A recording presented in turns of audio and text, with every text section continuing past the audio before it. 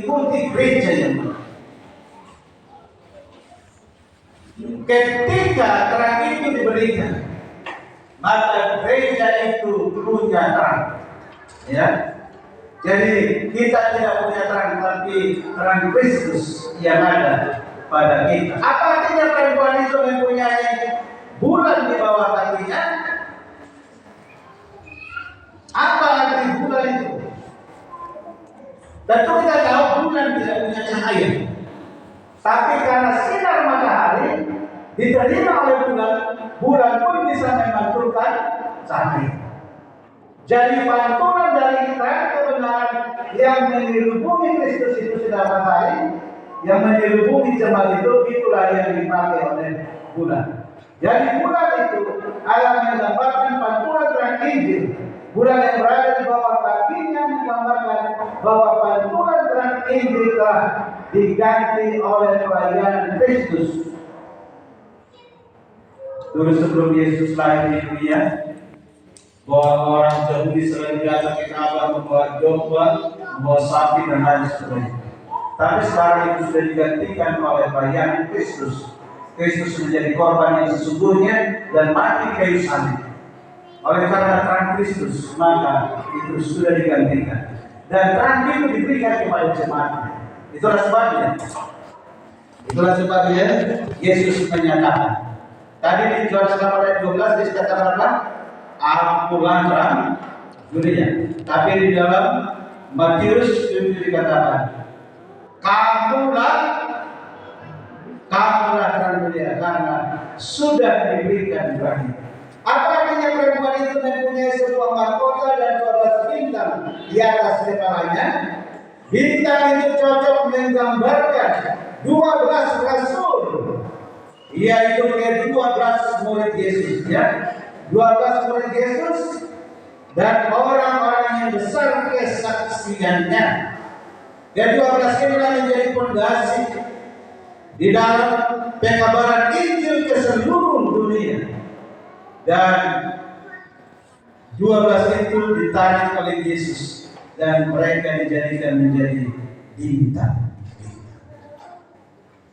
Bagaimana dengan kita? Kalau kita masuk surga nanti kita punya mahkota? Yes. Apakah mahkota kita punya bintang? Iya. Tapi bintangnya akan berbeda-beda. Mungkin ada yang satu bintangnya, ada 2, ada 10, ada 12.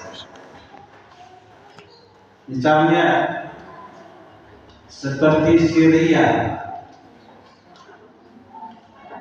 Kalau Pak Hutauruk yang memperkenalkan dia kepada Yesus atau Ibu Hutauruk, maka dia itu menjadi bintangnya Ibu Hutauruk. Walaupun saya yang membaptiskan, itu bukan bintang saya.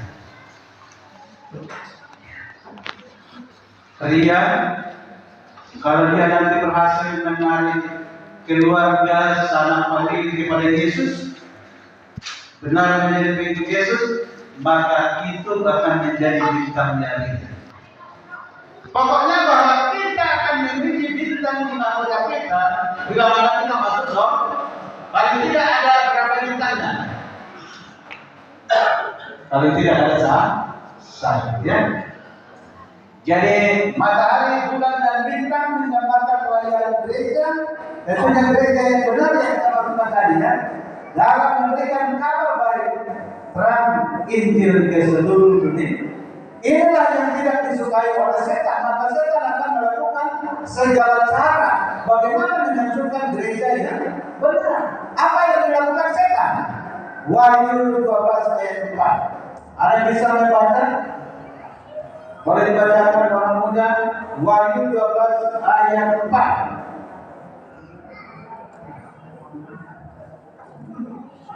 Ada? Baca terus itu. Bacakan. Wahyu 12 ayat 4. Dan ekornya menyala seperti sepertiga dari bintang-bintang di langit dan melemparkannya ke atas bumi.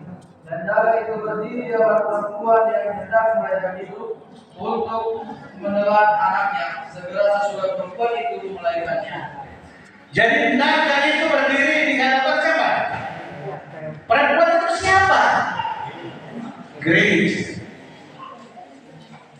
Tapi di dalam sejarah gereja, bahwa perempuan yang melahirkan itu adalah Maria. Yang akan dilahirkan itu seorang anak laki-laki. Tentunya yang mau dilahirkan itu adalah siapa? Ayat 5. Maka dia melahirkan seorang laki-laki yang akan mengembalakan semua bangsa dengan permainan besi. Tiba-tiba anak yang dirampas dan dibawa kepada Allah dan dipaksa. Maria akan melahirkan bayi laki-laki, yaitu Yesus.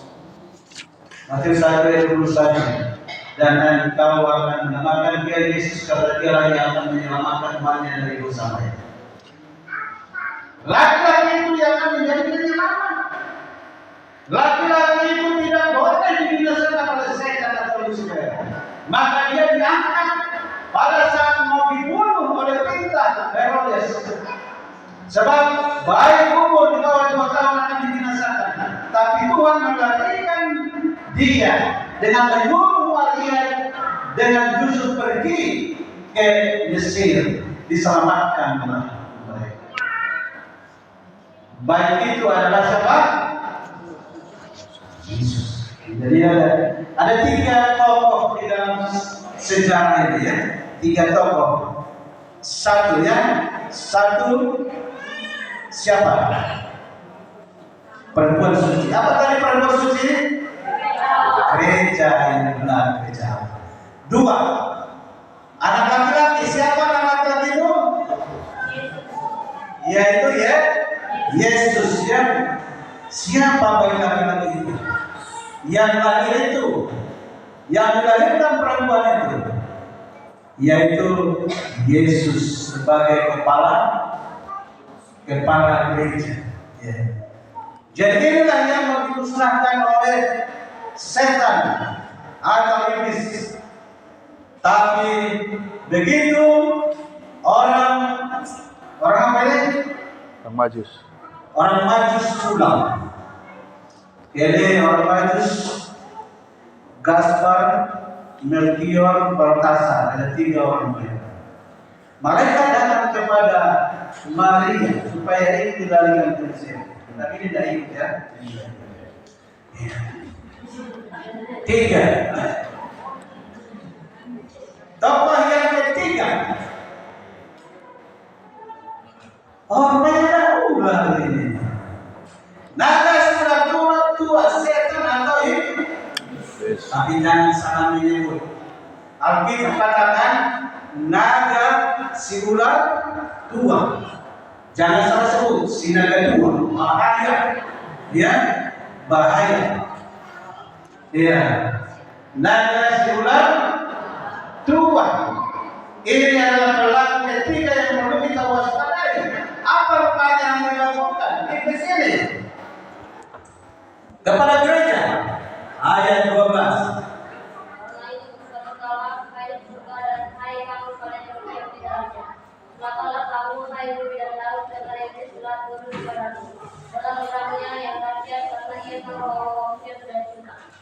Kalau surga pasti bersuka cita. Yang masalahnya kita yang di bumi sekarang. Yang di bumi apa katanya? Celakalah kamu hai bumi dan laut. Kenapa? Iblis telah turun kepadamu. Sudah dibuang dia dari surga, dibuang ke bumi. Setan bersama sepertiga dari malaikat, sepertiga dari bintang-bintang katanya ya. Maka sekarang setan itu berada di dunia ini ya. Maka dia tahu waktunya sedikit, maka dia akan memusnahkan gereja. Gereja di sini adalah kita. Kita sebagai anggota gereja. Ya. Bagaimana mungkin gereja dapat mengalahkan setan? Mungkinkah gereja dapat mengalahkan setan? Mungkin. Bagaimana caranya? Ayat 11. Wahyu 12 ayat 11. Dan mereka mengalahkan dia oleh darah hidup dan oleh berkata kesaksian mereka. Karena mereka tidak mengasihi nyawa mereka sampai ke dalam maut. Rupanya kita bisa mengalahkan iblis melalui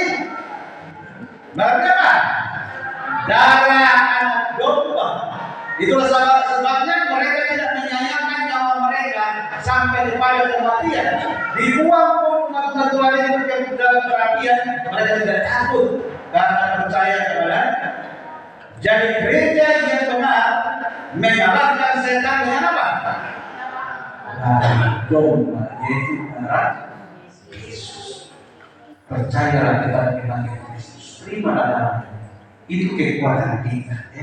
1 Yohanes 1 ayat 7.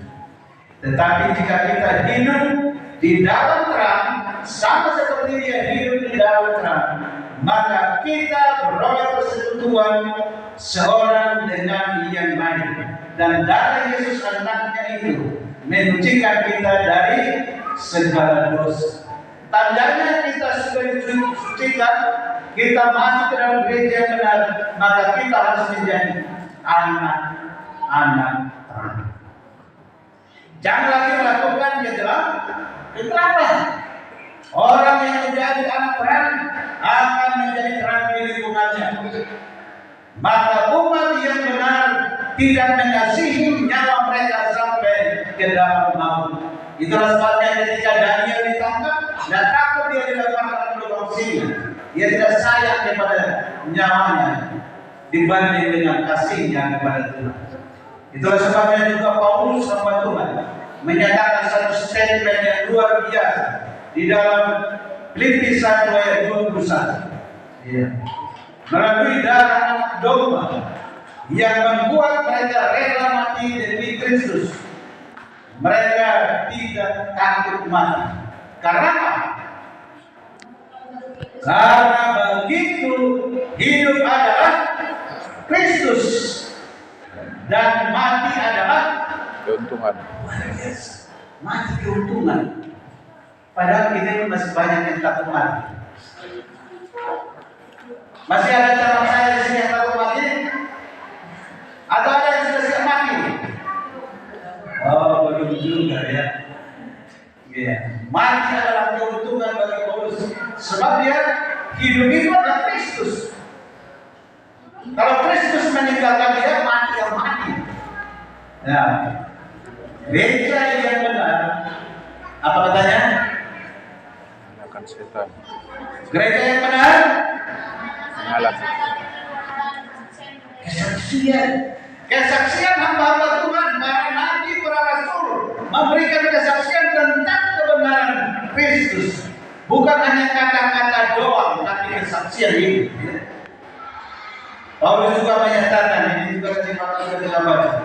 Namun aku hidup, tetapi bukan aku sendiri yang hidup, melainkan Kristus yang hidup di dalam hidupku. Yang kuhidupi sekarang di dalam iman adalah hidup Kristus, kata Paulus. Jadi setan gagal menyerang Yesus. Siapakah sasaran selanjutnya? Tidak berhasil setan membunuh Yesus. Tidak berhasil setan menggoda Yesus dengan 3 pencobaan. Tapi pengikut-pengikutnya yang akan diserang. Ayat 17. Wahyu 12 ayat 17. Maka orang-orang baik kepada teman itu, lalu pergi memerangi keturunan yang lain, yang menurut hukum Allah dan menjadi kesaksian Yesus. Jadi tak berhasil dia menyerang perempuan itu, maka yang diserang siapa? Keturunannya yang lain. Keturunannya yang lain siapa maksudnya? Yang menuruti hukum-hukum Allah dan memiliki kesaksian apa rupanya kesaksian Yesus? 19 ayat 10. Apa kesaksian Yesus? Kita baca firman Tuhan di Wahyu 19 ayat 10. Maka tersebutlah aku di depan aku kepada dia, tapi ia berkata kepadaku, janganlah berbuat demikian. Aku adalah hamba sama dengan engkau dan saudara-saudaramu yang memiliki kesaksian Yesus. Sembahlah Allah karena kesaksian Yesus adalah roh nubuat. Apa kesaksian Yesus? Roh nubuat. Salah satu tanda gereja yang benar memiliki roh nubuat. Satu-satunya gereja di dunia ini yang memiliki roh nubuat hanya gereja Masehi yang tertarik hari itu. Ya. Jadi gereja yang benar harus menuruti hukum Allah. Hukum Allah ada berapa? 10, ya. Di dalam hukum Allah di tengah-tengahnya ada hukum keempat, apa itu? Dan kudus kena sahabat. Ikuti perintah Tuhan, turuti juga hari Sabat. Ya. Di dalam Roma 5 ayat 5, kasih Allah di dalam hati mereka yang menghasilkan penurutan yang penuh sukacita. Ya, dari beberapa ayat. Yohanes 15 ayat 10, apa kata firman Tuhan?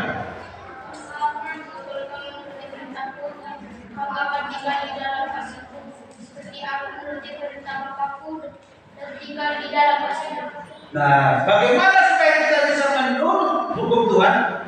Tinggallah di dalam kasih Yesus.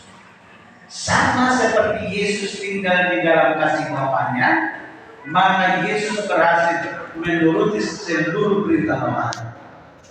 Jika kita tinggal di dalam kasih Yesus, kita berhasil menuruti perintah Yesus. Jadi gereja yang benar harus memiliki kesaksian Yesus. Ya. Apa tadi kesaksian Yesus? Roh nubuat. Bagus. Nah, kalau begitu sekarang kita sudah berada di gereja yang benar. Kita sudah masuk ke gereja yang benar. Jangan lagi keluar dari gereja yang benar. Ikutlah, bertahanlah di dalam gereja yang benar. Apa yang penting bagi kita sekarang? Kalau di sana di luar sana yang penting enak. Di sana lagi yang penting rasanya pun. Tapi bagaimana Tuhan yang penting adalah apa? Tekunan orang kudus. Apa? Ketekunan orang-orang kudus. Yang penting di sini ialah ketekunan orang-orang kudus. Orang kudus yang mana? Yang menuruti perintah Allah dan Yang menuruti perintah Allah dan iman kepada Yesus. Iman kepada Yesus. Jadi kalau kita sudah berada di dalam gereja yang benar, harus menjadi orang Kristen yang tekun menuruti perintah Allah. Ya. Dan jika kita sudah berada di dalam gereja yang benar ini, sudah menuruti perintah Allah, haruslah memelihara iman kepada Yesus. Berimanlah kamu kepada Yesus Kristus. Maukah saudaraku menuruti hukum Allah? 10 hukumnya.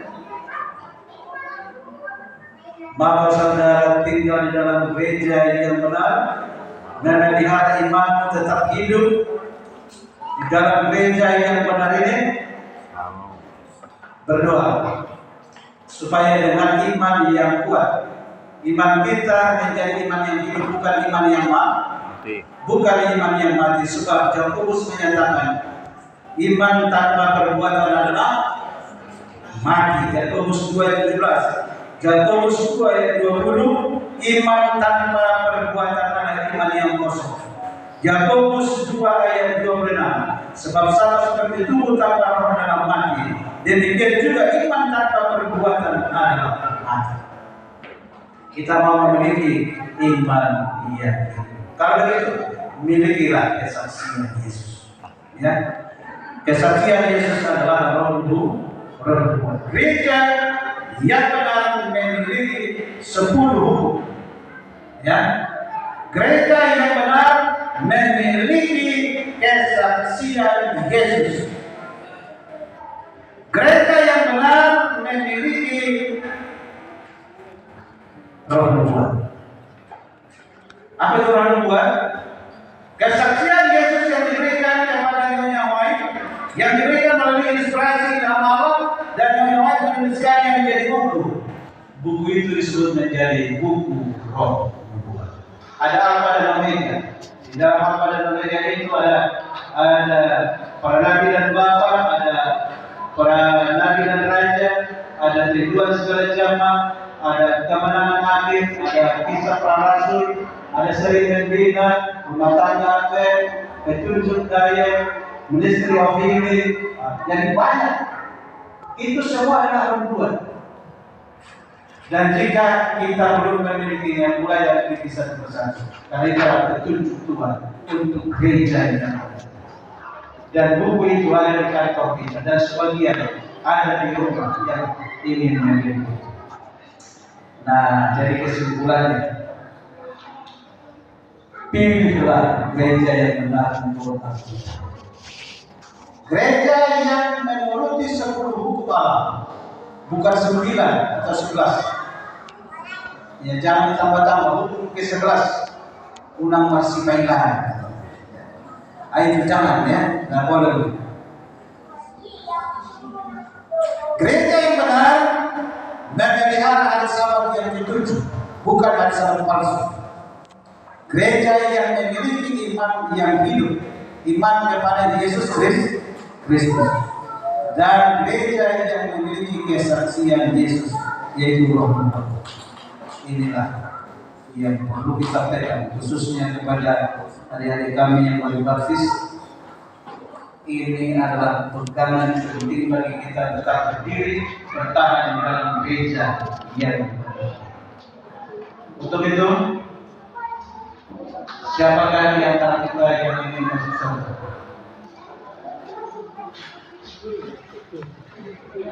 Orang yang ingin masuk surga harus masuk ke dalam gereja yang benar. Tentunya seperti melalui baptisan hari ini. Ya. Jadi dengan gereja yang benar ini kita dituntut menjadi pelaku firman Tuhan, bukan hanya pendengar, tapi menjadi pelaku hukum Tuhan. Ya. Biarlah apa yang sudah kita dengarkan, hukum, iman, kesaksian Yesus akan menjadi bagian napas kerohanian. Oleh karena itu, saudara yang dikasihi Tuhan, ketiga cabang baptisan hari ini, terimalah Yesus Kristus sebagai juru selamat pribadi melalui baptisan kudus yang akan kita laksanakan.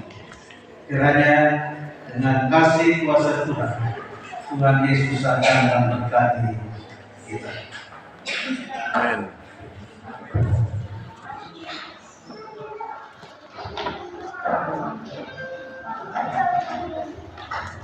Terima kasih kepada pendeta Agus yang sudah memberitahukan dan bersama bagi kita pada saat ini untuk berwacana hari ibadah kita, sekaligus untuk satu bapak kita membuka langsung nomor 479.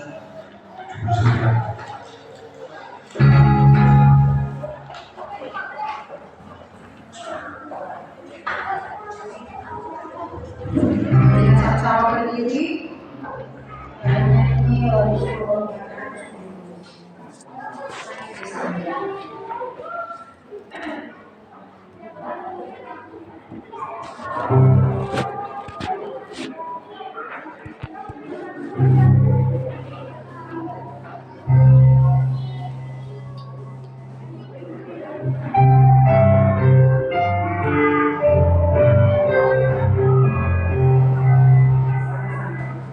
Hai Kristen jaga hidup ringkat Tuhan, kami tak risau dan berani tangan lawan dengan berani bersungguh itu.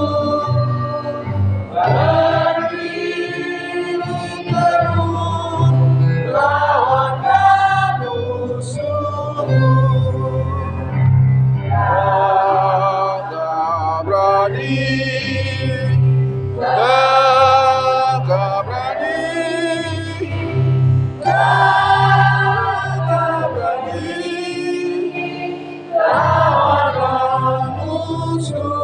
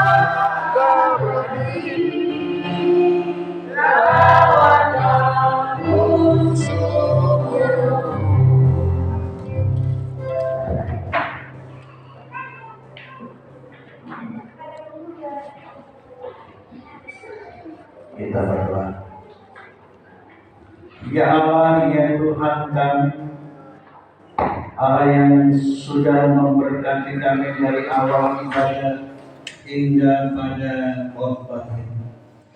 Firman-Mu telah memberikan kepada kami penjelasan mengenai gereja yang benar. Biarlah kami sebagai umat-umat Tuhan memiliki penurutan akan hukum-hukum-Mu, memiliki hukum hari Sabat, hari ke-7, hari yang Engkau berkati.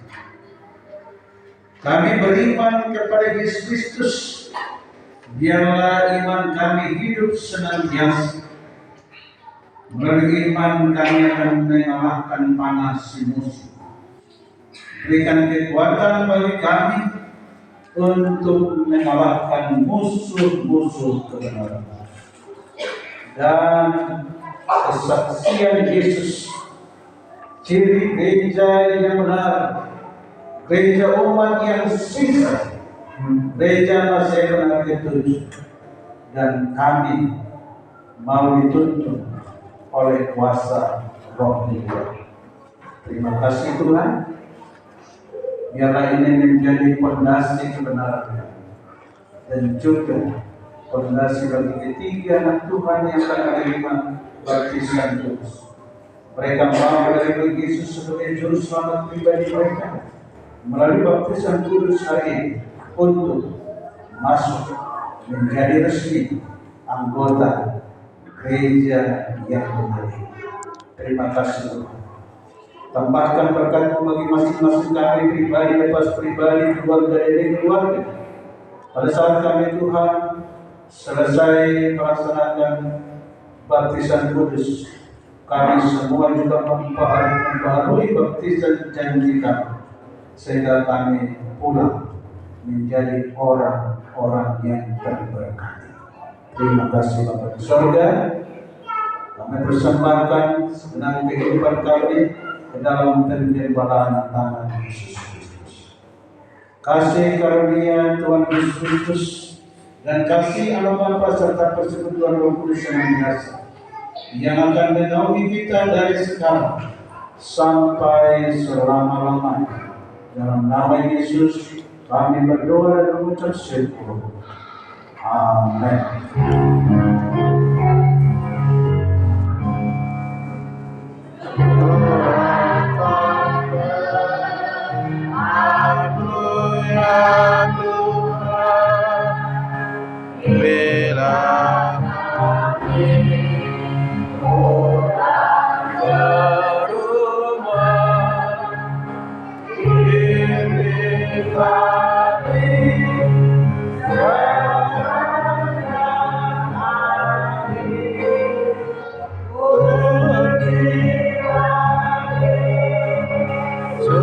Just